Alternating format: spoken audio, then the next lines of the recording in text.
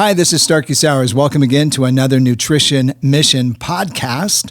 Today I've got with me guest speaker Guillaume Olloïs, and Guillaume Olloïs obviously is from France, which is amazingly cool. At the same time, he is the owner of Olloïs Homeopathic Company. And we're going to talk about homeopathy today, and we're going to talk about the principles of a homeopathy. And then in our second segment, we're actually going to talk about some of the remedies, which is going to be great because I ended up getting an injury this morning in the gym, and Guillaume's going to fix me, so that's going to be awesome. Guillaume, welcome. Hello, Starkie. Thank you so much for having me. Yeah, so great to have you. And you told me you're heading to France tomorrow, so that's good news. So. Yep. All right. I'll be there visiting our manufacturing labs and gardens in France where we make all the homeopathics. So it's going to be beautiful. Yeah. So I want to just I figure there's probably some people that are listening, that either have heard about homeopathy or not heard about homeopathy, or said, I take vitamin C, that's homeopathic. It's no, that's not homeopathy, right? Yeah, no, it's not. Yeah. So what I thought we would do is kind of talk a little bit about the basis of homeopathy. And I feel like, and you can correct me if I'm wrong, but I feel like we need to talk about Dr. Samuel Hahnemann. Is that a good way to start about homeopathy? Of course. Dr. Hahnemann, Samuel Hahnemann, is the founder of homeopathy over 200 years ago from Germany. So it's the best way to start, talking about him a little bit.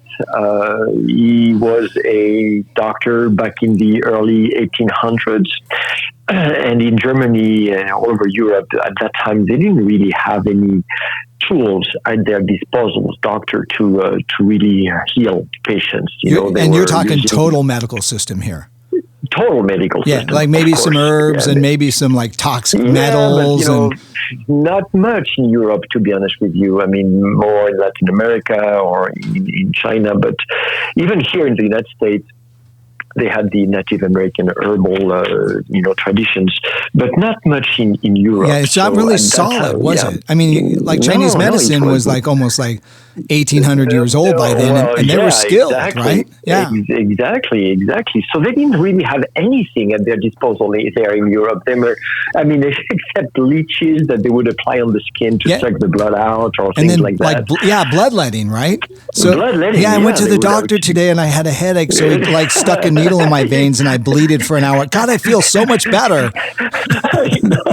I know. The point was, most of their patients, they were dying. Except if they could, do some surgery on them, but that's pretty much it. So Hahnemann was a very progressive doctor. He was frustrated not to have any better options. He had kids and stuff, right? Yeah, he said he didn't want to treat his kids with the medicine system he had. Well, the problem is overall, they had nothing. So he was very interested. He was very curious, and he really wanted to find other ways. And one day he came across this book from Hippocrates, written 400 years before Christ, and when Hippocrates talked first about the law of similars, which is kind of like what we know here now as the principle of likes cure likes, which is, where if a substance in high dose is capable of causing harm, in a microdose, theoretically back in the days, it's supposed to heal. Yeah, but Hippocrates, and that's crazy, right? They never had implemented it. It was only a theory.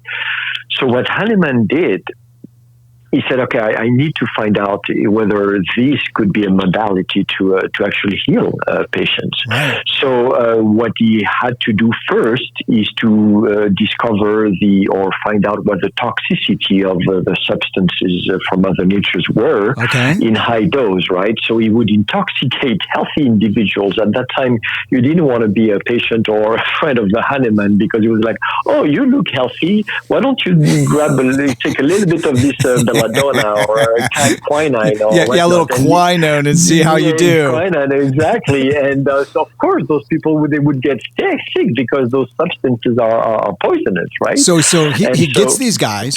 And He you gets know, and this guy and victim. he writes down, Let's call him a victim or an idiot or a fool or whatever you want to call them, right? Yeah.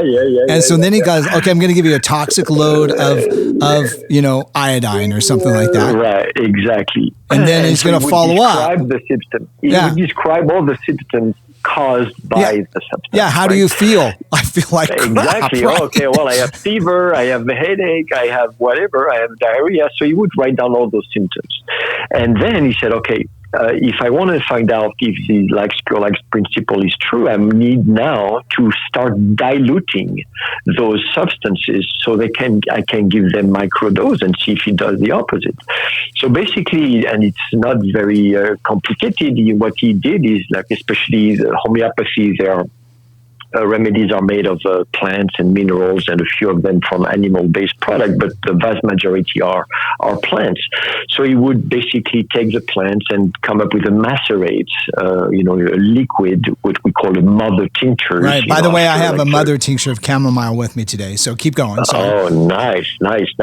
So basically, you leave the plant macerate in a hydroalcoholic liquid for 36 days and whatnot.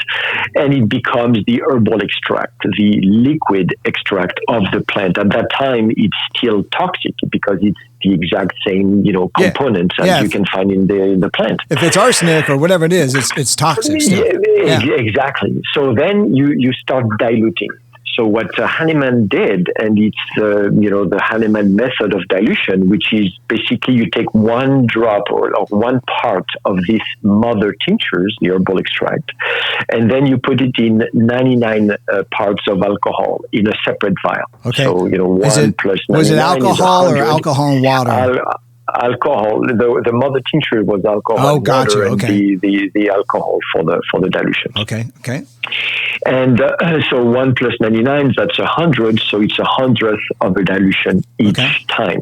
And then you succus it very, very hardly, very much. So by the way, I'm doing that right now with chamomile. You're not seeing the video. So what I did is I got a mother tincture chamomile, and then I got a 99 part water. Okay. Okay. And then I put it in. And so here we go. Now I'm going to put the lid on. Unfortunately, I brought spray bottles, but whatever. But anyway, so now I did the dilution. But now tell me about the succussion process. So the succussion process is very important. All the studies, analyses that we did afterwards show that if you do not succus, if you do not shake the liquid, it does not have the same properties. It creates some sort of vibration.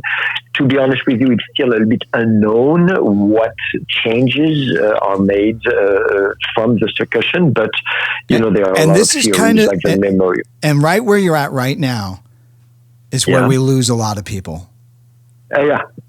Okay, so by the way, I just did a 1C dilution. 1C. Okay, and then so I'm going to take it. Just because some people in the audience. Right. I'm sorry. Yes, we probably should explain that. Yeah. So I had 99 parts water. Or 99 parts plus 1, that would be 100. Right. Well, C means 100 in Romanic numbers. Right. So this is when you look at a homeopathic remedy, it has the name of the substance in Latin. There are always Latin names. Right. And then there is a number, which is how many times we've gone through the step what we just talked about. We just did 1, but you can do it up to 30 or 200. So I've got in front of me a Camellia 30C. Yeah. Okay, so what I just did right now, I did a 1C. Now, real quick, I want to stop with the succussion. So I have to shake this or pound it 100 times. Is that correct? Yes. So yes. I have to sit there and pound this bad boy 100 times. Nowadays, as you can imagine, we do not do it by hand. I mean, it would be impossible. So I would have to do this 30 times, right, to come up with the dilution. Once you have shaked it 100 times, then you do, you have your 1C. Got my 1C right here.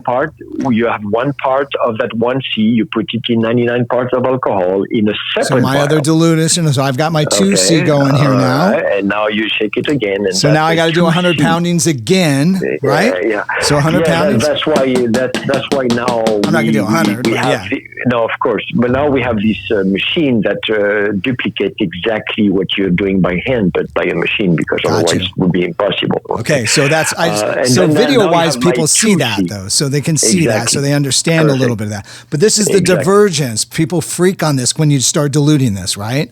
So they I mean it's diluted, but you know what? The dilution and the like-cure process is not unknown in the medical community. Absolutely. For example, I mean, I know it's not homeopathy, and I express that and I clarify that, but it's the same idea when you talk about vaccines. Right. Exactly. Vaccines, exactly. If you have the flu shot, for example, right, you're not taking the flu virus and eating it by the tablespoons. Exactly. So the flu virus would make you sick, right? Like really sick. Mother tincture, like a mother tincture would make you sick of a plant. Yeah. And so what they do is they dilute that virus. They take the actual virus and they dilute it, and then the injection, the shot, is a dilution of that virus. And what it does, it stimulates the body to react against the flu-like symptoms. Gotcha. So the doctors and pretty much the entire scientific community, they understand the value of diluting a remedy or a substance to make it therapeutic. So let's take another application with like medicine. Somebody puts you go to the doctor. The doctor says, "Hey, I want to put you on prednisone." He starts out with like 10 milligrams or something of that nature. Then the next day you go down to 7.5 milligrams, and then 2 days later you're down to 5. And then 2 days later you're down to 2.5, and then 2 days later you're down to 1.5. If he doesn't do that, then your body doesn't turn back on its own prednisone production or cortisone production. Yeah, exactly. Right. It's very, very, very well known. The same for allergens. The isotherapy. If you are allergic to a cat hair, cat or whatever pollens, you can actually take the pollens or the cat fur that you're allergic to, make a dilution of it, and it's going to stimulate your body. So a lot of allergens are being used like that. And eliminate it from somebody's body by doing that or reducing the sensitivity. Exactly, reducing the sensitivity. So the principle of cure likes, it's not just specific to homeopathy. It's something that is commonly used in medicine either. And I wanted to make that point because I think a lot of times people, when they see that dilution that I just did, because remember we've got the video presentation going on as well, when they see that, they go, 30 times? There's nothing left. And it's like, no, dude, there's a lot left. What's left is amazing and works so efficiently. Yeah. Absolutely. So, when Hahnemann was experimenting, he started, he had to come up with a level of dilution. So he started to experiment with 1C, 2C, etc.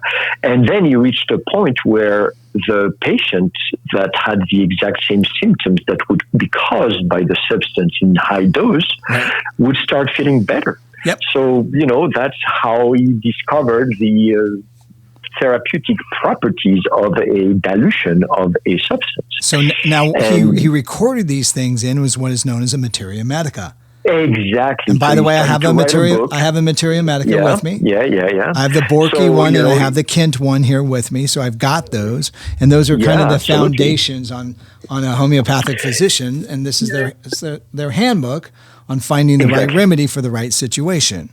Exactly. Okay. Exactly. And so basically all we have to do is try to match the symptoms that a patient can have with the toxicity of a substance. Got you. When it's in a high dose. So that's now, pretty much, that's the basic common law, right? So like, for instance, for me right now, and we'll talk more about me later, but for instance, I got to pull muscle, and it happened when I was squatting heavy. And so ultimately, one of the things that I know is if I move around, it feels better. Okay. The other thing that I know is the warmth feels good. The other thing that I know too is I've had a little knee strain at the same time. So I'm using Rue de Grave, which of course is poison ivy. And then I'm sorry, Rhus tox is the poison ivy. Rhus tox is, I'm using Rhus tox, and I'm using Rudigrave right now. So they're giving an illustration of the poisons when you consume those cause those situations, muscle pains, things and that. All right, I want to talk about this. I want to talk about the law. So that's the law of similars. That's the law of similars, or called also the principle of likes cure likes. Okay. Principle of like cures like. I like that better, by the way. Yeah. Because it's not a law, you have always exceptions, of course. Yeah, that's right. I hate it when there's exceptions. It's more like, that's why we call that more like a principle, Yeah, okay. But and it's amazing because Hahnemann was actually able to prove that what Hippocrates thought of 400 years before Christ would actually be true. And Hippocrates, he's the founder of the medicine. He's the one who said, first do no harm. Absolutely. And this is the beauty of homeopathy, because we dilute those remedies so much that we are way past the threshold of toxicity. Yeah, you could take the whole bottle and have no harm. Exactly. There is no known side effect, no known interaction, contraindication. It's pretty much the safest approach that you can have. I mean, even supplements and vitamins have side effects. Absolutely. Take niacin and you'll find that out, right? Yeah, exactly. So, he was the first one to actually start using medications per se. Yeah, I was going to say, he stopped using medication and he walks away from the medical degree and says, I'm done. Yeah. Well, but they didn't really have any medication anywhere. The conventional medicine didn't exist at that time anyway. The conventional drugs started to like we know them now. The conventional medicine, Western medicine, starting to be developed like 100 years later, like early 1900s. By the pharmaceutical companies. So during 100 years, homeopathy was pretty much the only modality that they were used, as a medication to help patients, especially in Europe, and it started to spread out in France.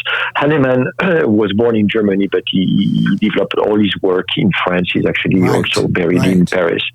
And so France, Germany are actually the number one and number two country in the world for the usage of homeopathy. Now, I mean, it's huge everywhere around the world. Well, I have a question real quick, though. Yeah. I've heard, and of course you're from France, and you own a homeopathic company, and obviously a great speaker on the subject.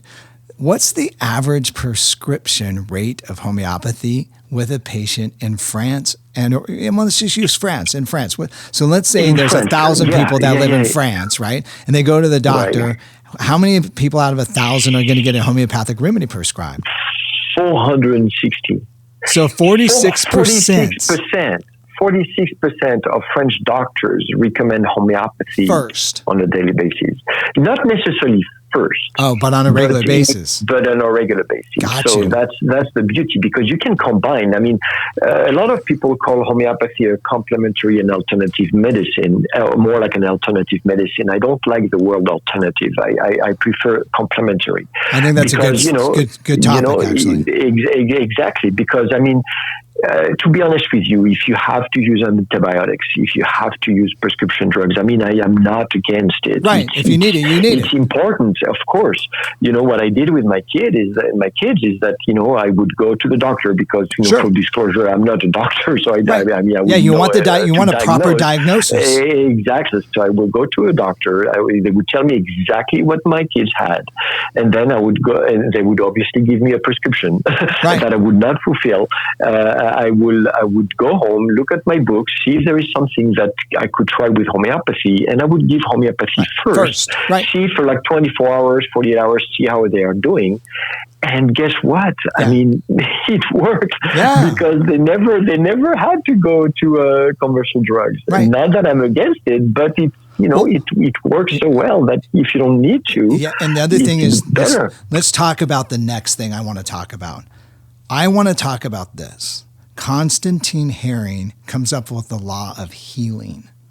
So he says from the inside out, from the top down, from the least important, or from the most important organ to the least important. All right, so here we go. I'm one of your kids. I'm out with a hammer and nails and I bash my thumb. Okay. Right. I come in the house, Dad, I bashed my thumb and there's blood going everywhere. Okay. Right. So let's say and by the way, I'm kind of using this illustration because I was in Mexico. I go to Mexico every year and I do missionary work and I get my hammer, and my nails out, and every now and then I miss, and I've got this 26-ounce hammer, and you miss with that hammer, it's going to hurt your thumb pretty badly, right? And sure enough, I did. So I had with me arnica, but I also had hypericum. So at 2 in the morning, I woke up with nerve pain that was just shooting through my body. So I take some hypericum cream, I put it on, take some hypericum pellets. Within 20 minutes, I'm back asleep like a baby. Pain's gone. I mean, it works. I mean, arnica has saved me so many times with my kids. Yeah, but this is hypericum, right, for nerve. Well, and arnica too, right? I mean, arnica is a must-have because it's indicated for muscle soreness, stiffness, bruising, and when you hit your hammer on a finger, on a finger, you have swelling, you have pain, you have like bruising. So you want to have arnica, and then hypericum is more for the nerve pain itself. But arnica is a lifesaver. I mean, so let's go through this. Though. I want to go through this Herring's law, okay? Because here we are. So if I take arnica, if I'm taking hypericum for the nerve pain, so the law says it goes from the inside out, from the top to the bottom, and from the most important organ to the least important organ. So what gets healed first, my thumb or my head? Well, I think it's very important that we are in a mental predisposition to heal. Of course, absolutely. Our brain, and it's been proven. I mean, some people who are, even if we're talking about very, very serious disease like cancer, which, we're not treating with homeopathy, but we can help with those side effects, or the side effects of the drugs, or everything else. But, if you are predisposed to heal mentally, it helps. You have to be prepared to heal. But my caveat to it is that it's not completely necessary. As long as you take the remedy, it's going to work. It works. Of course, it's going to work better if you are mentally prepared to heal. Right. But it's not going to prevent to do something. You mean hold back the healing if you're not mentally prepared? Yeah, exactly. So yes, it's important. It says, the hearing law says, we heal from the head down.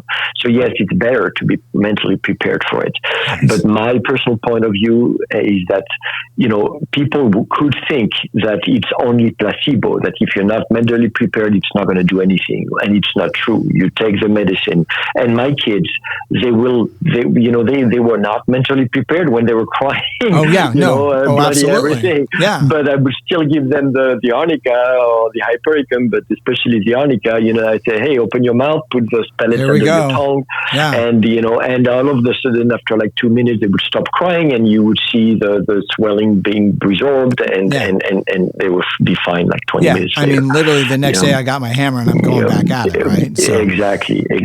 All right. So now then, the second one. The second one I think is more important is that we heal from within out. Yes. And this, I think, it's where homeopathy does its best, because we take homeopathic medicine, especially those pellets. I mean, I know you have creams and eye drops and whatnot, but what we focus on at Olloïs is what we call the single remedies, which are like only one active ingredient, and it's in a form of pellets.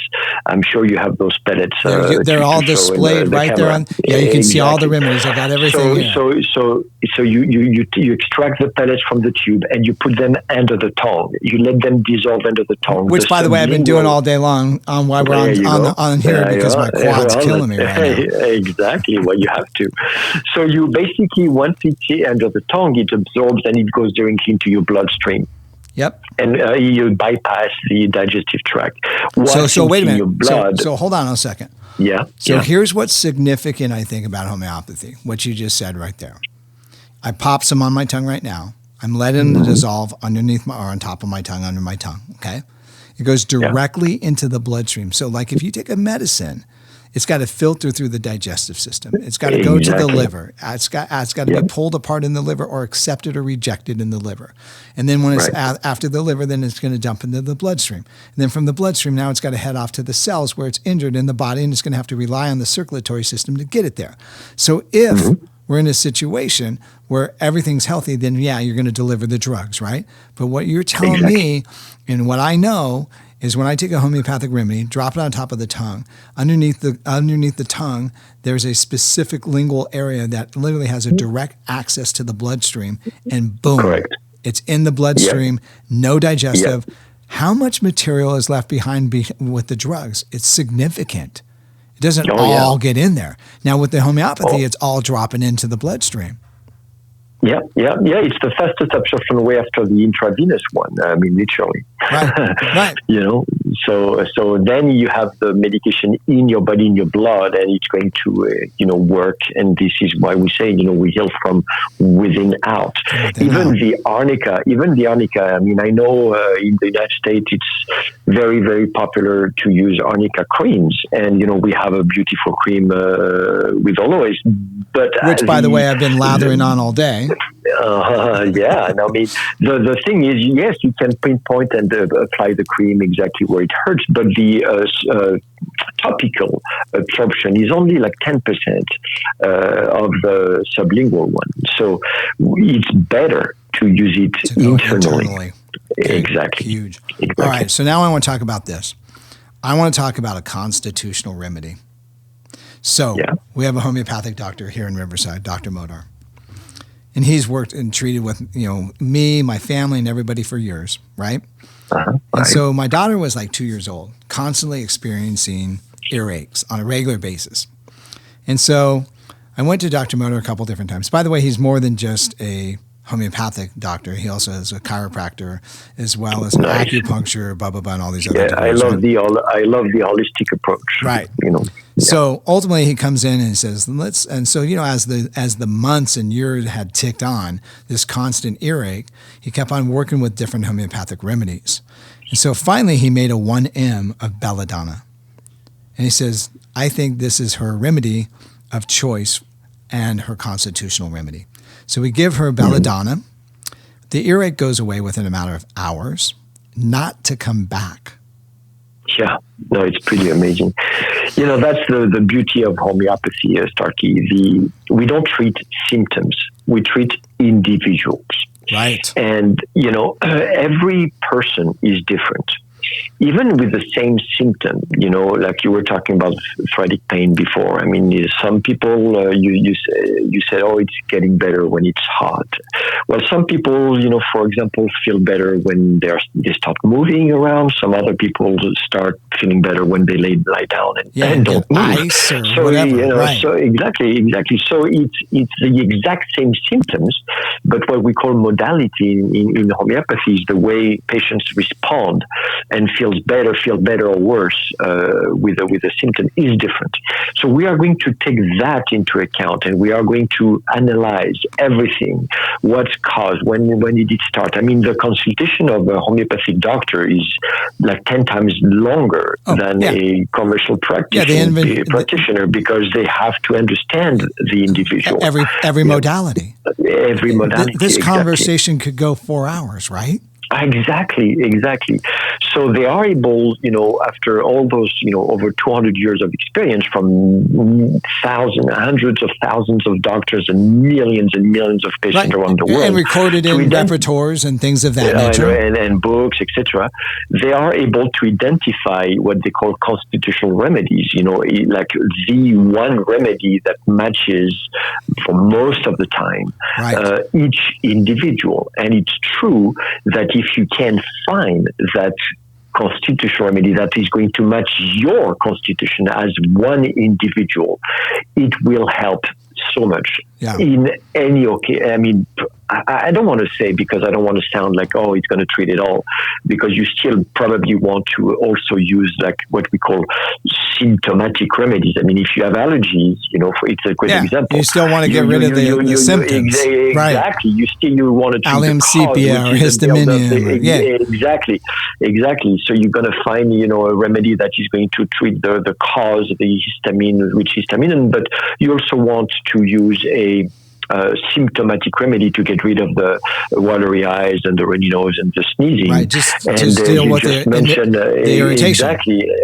And by the way, I use that example all the time to explain the like cure like. So we talked a little bit about before. I think people are going to understand better how it works. You mentioned very briefly Allium cepa. Allium cepa in Latin is the onion. Right. So cut onions. When you chop an onion, you're crying. You're crying, right? Yeah. So if you're crying due to allergy, you take a homeopathic dose of the onion, which is Allium cepa, and it's going to stimulate your body to react against the crying. Exactly. And by the way, it works remarkably well. Like more than once, like on the holidays, everyone's sitting around cooking, and one of my daughters will cut up a bunch of stuff, and I'll go, here, just take some, or onions rather. I'll go, just take some Allium sepia. And they go, Dad, why don't you just do it for us? I'm like, yeah, fine, I'll cut it. I'll take the Allium sepia, and I won't cry. And they go, that's not going to happen. I'll sit there, I'm not crying, right?